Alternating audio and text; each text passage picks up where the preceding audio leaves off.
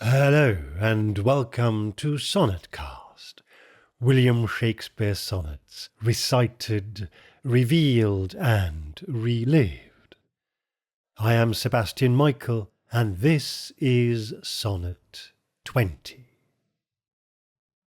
A woman's face, with nature's own hand painted, hast thou the master mistress of my passion. A woman's gentle heart, but not acquainted with shifting change as is false women's fashion. An eye more bright than theirs, less false in rolling, gilding the object whereupon it gazeth. A man in hue all hues in his controlling, which steals men's eyes and women's souls amazeth. And for a woman wert thou first created, till nature, as she wrought thee, fell a-doting, and by addition me of thee defeated, by adding one thing to my purpose nothing. But since she pricked thee out for women's pleasure, mine be thy love, and thy love's use their treasure. The fabulously frank and really somewhat saucy Sonnet 20 takes the proverbial bull by the horn and leads it straight to the elephant in the room, addressing head-on the fact that the person I, the poet, am here in love with is a young man. And it confirms one of the principal clues we were given earlier as to the young man's identity, which two facts together make this one of the most important sonnets for our understanding of the fair youth and Shakespeare's relationship with him, certainly and at least so far. What, though, does it actually mean? A woman's face with nature's own hand painted, hast thou the master mistress of my passion. You, who are the master mistress of my passion, have the face of a woman, painted by nature herself, meaning that it is a face of natural beauty, as opposed to one that is painted in inverted commas with makeup.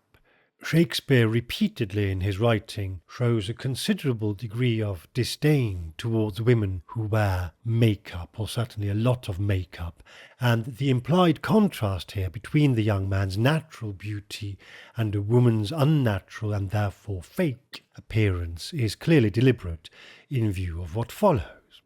Though, incidentally, Shakespeare's disapproval of fakery absolutely also extends to men who wear heavy makeup and big wigs, a fashion that starts to establish itself in certain circles just around about that time, as we shall see further down the line, most particularly with Sonnets 67 and 68.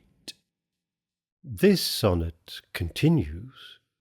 A woman's gentle heart, but not acquainted with shifting change as is false women's fashion. You also have the gentle heart of a woman, but unlike a woman's heart, yours is not used to or familiar with the unreliability and mood swings that is the fashion of false women. Fashion most likely here is intended to mean general way or typical modus rather than contemporary style, and whether Shakespeare means to say that this lack of dependability is the way of false women only, in other words, women who also happen to be false, or that of all women whom he is thus then calling generally false, we don't know. Clearly, though, he does not hold these women whom he is talking about in terribly high esteem. An eye more bright than theirs, less false in rolling. Your eyes are brighter than those of women, and again less false because they don't roll like those of women who use their eyes to fake interest or emotional engagement, to seduce or beguile dishonestly. Gilding the object whereupon it gazeth, And in fact, what your eyes do is gild everything they look on, meaning they make whatever you look upon shine more preciously and beautifully. A man in hue, all hues in his controlling, you are a man whose appearance, hue, controls or dominates, and therefore exceeds in quality the appearance of all other appearances, which steals men's eyes and women's souls amazeth, to the extent where you attract the attention of other men and capture the heart and soul of women. Amaze in Shakespeare can have a meaning more generally of overwhelm or captivate than simply and exclusively today's astonish. And here comes the surprising turn of events. And for a woman wert thou first created. The line can be read in two ways, which is most likely deliberate. Either, and you were first created for a woman, meaning that as a man you would ordinarily in the perception of Elizabethan England be created for a wife, or, and you were first created as a woman, meaning that nature who created you started out by making you as a woman, the for here standing for as. The way the poem continues seems to favour the latter interpretation, though the ending then gives as much value to the former, and again this double layering is very likely entirely Shakespeare's intention, who of course here plays with duality and contradiction and layerings. Till nature, as she wrought thee, fell a-doting, until nature, as she was making you, started doting on you, and falling in love with you herself, because you turned out so absolutely lovely, and by addition me of thee defeated. Again, a fairly obvious and successful double meaning. If we read the line above as you were created by nature for a woman, then this can be read as, in addition to that woman for whom you were intended, nature also defeated me by making me fall in love with you. If we read the line above as nature started out creating you as a woman, then we can read this line to mean, and by an act of addition she defeated me in any attempt I might have made in loving this woman who was about to be made, in the following way. By adding one thing to my purpose nothing, by adding something to you that has no purpose to me. And again, this line would seem to support the interpretation above that goes, nature, while she was making you as a woman, fell in love with you and defeated me by adding something to you that is of no use to me. Knowing Shakespeare, though, he would probably be happiest for us to read the two meanings concurrently and delight in the dexterity of his wordplay. What that thing is that nature added will be spelt out in the next line, but in fact that isn't even strictly necessary, since, as we briefly noted when discussing Sonnet 15, for Shakespeare and his contemporaries, the word thing itself is a euphemism for penis, much as nothing to mean no thing, and therefore no penis can be used to mean vagina. And lest we doubt this, here comes the confirmation. But since she pricked thee out for women's pleasure, but since she, nature, marked you out, and with a pun most pointedly intended, equipped you with a prick to pleasure women, mine be thy love, and thy love's use, their treasure. Let me have your love, and let the practical use or physical application of that love, sex, belong to women. Although there may be more to this too than meets the eye at first glance, as we shall examine a bit farther in just a moment. In Sonnet 20, William Shakespeare tells the young man that he looks like a woman. He then makes a few comparisons between the young man and women generally, which come across as borderline disparaging about certainly a certain type of woman, and then follows this with a fairly categorical statement about the current nature of the relationship between him and the young man.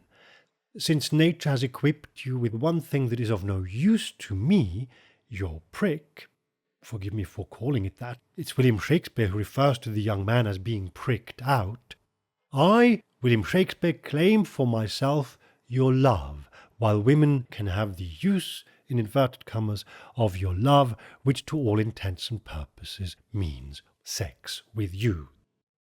Going by this sonnet then, and at this point in the relationship, we would appear to hear Shakespeare telling us that the person he has fallen in love with, or is at any rate declaring a passion for, is for him of the wrong gender, wrong in inverted commas there perhaps, and that therefore their relationship at this point is an explicitly non-sexual one. But, and here comes yet another layering of meanings that may or may not be fully intended, we simply can't be sure, but that in view of all the other double meanings offers itself as a real possibility. How we read the line and what we hear depends on our interpretation of the word use. And if we take the principal biological and indeed in a highly religious society biblical use of a penis not to be having sex for the sole purpose of giving and receiving pleasure, but making a child, and thus giving women the morally and church-approved pleasure of that child, then Shakespeare may in fact be far more ambiguous than at first seems the case by saying, since nature equipped you with this prick, for which I have no biological or let alone biblical use, let me enjoy your love, whatever that entails, and let women who can make such specific use of it have the enjoyment resulting from that use, namely sacred motherhood and a child to love and treasure. And if that is what William Shakespeare is doing here, he is of course also referencing the first 17 procreation sonnets and now positioning himself by contrast to a potential future wife and mother to the young man's children, not only as a poet who can make him, the young man, live forever through his poetry, but also as a male lover. Much has been and continues to be said and indeed argued about whether or not the love that Shakespeare so openly celebrates for his young male lover should be understood as a sexual one or a purely platonic one, and even this sonnet, which at first glance appears to answer that question, at least for the time being, by saying, I want your love only, let women have your sex, turns out to be far from conclusive, and perhaps that shouldn't even surprise us. If William Shakespeare finds himself in love with a man, possibly for the first time here, and with a man at that who is particularly androgynous, then we can forgive him for being perhaps at this stage just a tad confused, and for that confusion, or indeed perplexity, to shine through either deliberately or even subconsciously in his poetry. Whether or not this stays that way remains to be seen, and we don't need to anticipate this here, because there will be one or two twists and turns in the relationship before it becomes truly relevant. What we do want to have a look at here, though, are two observations that are in one case certainly interesting, and in the other surely significant. The first one is William Shakespeare's characterization here of the women he is referring to. I am being careful, you may notice, not to talk about Shakespeare's attitude to women generally, because these are two quite categorically different things. Shakespeare has written in his plays some of the most powerful, multifaceted, intelligent and rounded female characters ever created by any author, so it would be simplistic in the extreme and also unjust to draw any conclusions about Shakespeare's relationship with and to women generally from the way he talks about women in this particular sonnet. That said, the way he talks about women in this particular sonnet is really not overly flattering. Twice he uses the adjective false, and isn't at all clear whether he wants us here to think only of some women as false, and these false women being prone to shifting, change, and the ostentatious rolling of eyes, or whether he wants us to think of all women as at least potentially false and behaving in such reprehensible fashion.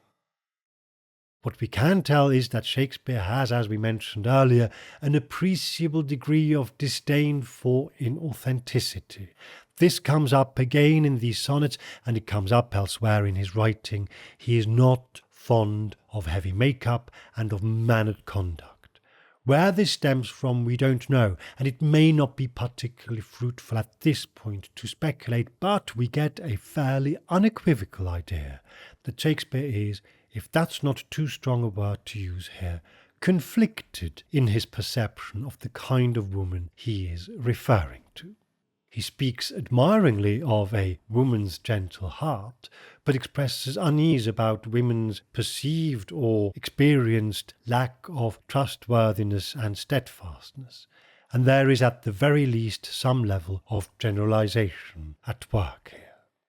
The second observation, and the one that is of much greater specific relevance to our interest in the sonnets and the young man at this particular juncture, is the fact in and of itself that Shakespeare puts it to the young man, and in doing so allows us to know this person is a man who looks to all intents and purposes like a woman.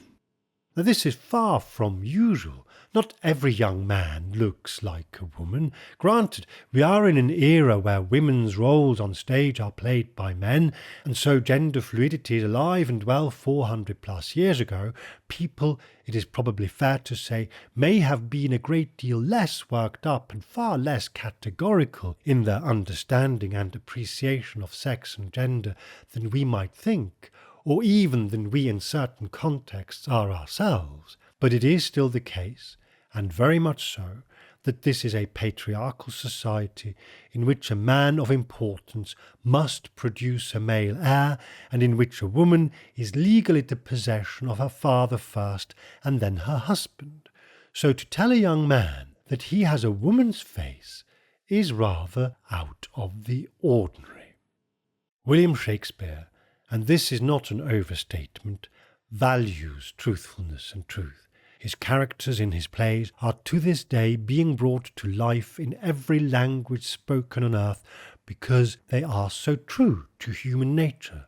When he disparages falseness, then we are allowed to believe him. It's a theme that runs through his work, and it certainly crops up throughout these sonnets.